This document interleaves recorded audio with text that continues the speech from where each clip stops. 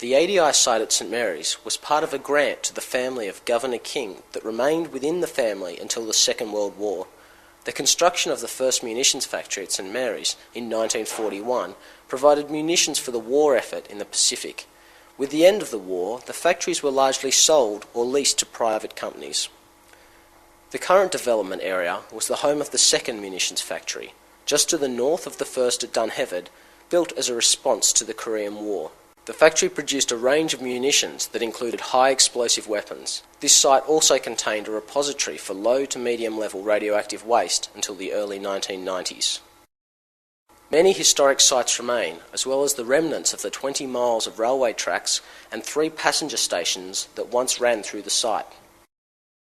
While ADI ceased production at the site in 1995 in preparation for its development, private companies continue to use many of the buildings and warehouses on the site. Past employees of the site have raised concerns about the safety of any development and recall the widespread burial of waste in unlined earth pits. While the site has been largely decontaminated, the undocumented burial of dangerous chemicals has been confirmed by the environmental auditor, and while he signed off on the area as safe, he recorded almost 100 unknown burial pits that were found. Some local councillors are also concerned about future litigation, and while the federal government has given a 50-year indemnity to council, many worry about health problems that take longer to be recognised. The site also contains large areas of waste from demolished buildings. No records have been given to show that these buildings were properly decontaminated prior to demolition and storage. Salinity is also an issue for the area surrounding St Marys. Already the past land practices have caused visible outbreaks of salinity in waterways on the site, and increased clearing and development will lead to a worsening of the problem if not adequately addressed.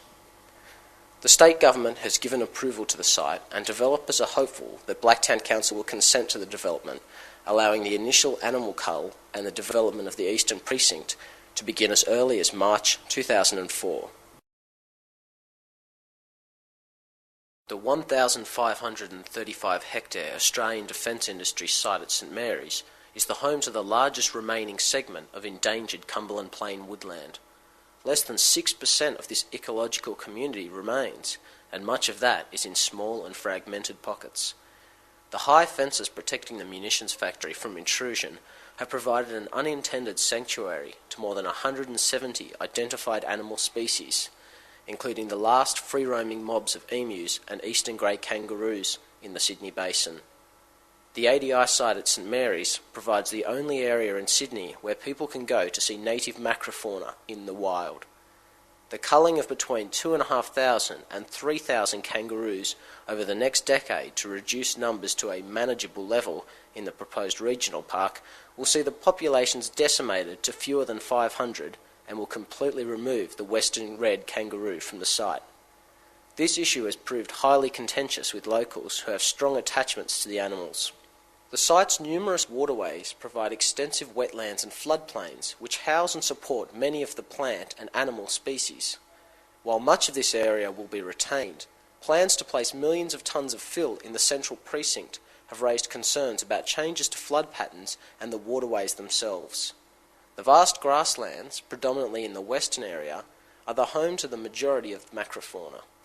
These open grasslands are the areas where 5,000 homes and numerous retail and industrial complexes are to be constructed.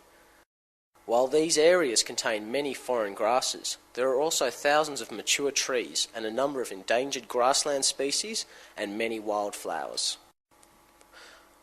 Locals in the ADI Residents Action Group have called for the whole site to be saved and are concerned the extensive regional park will suffer from weed infestation and ecological damage due to the neighbouring properties and human access. The state government and Delphin Lendlease believe the area will be a benchmark for sustainable developments that contain a mix of housing, recreation and employment opportunities while maintaining the site's heritage-listed ecological areas.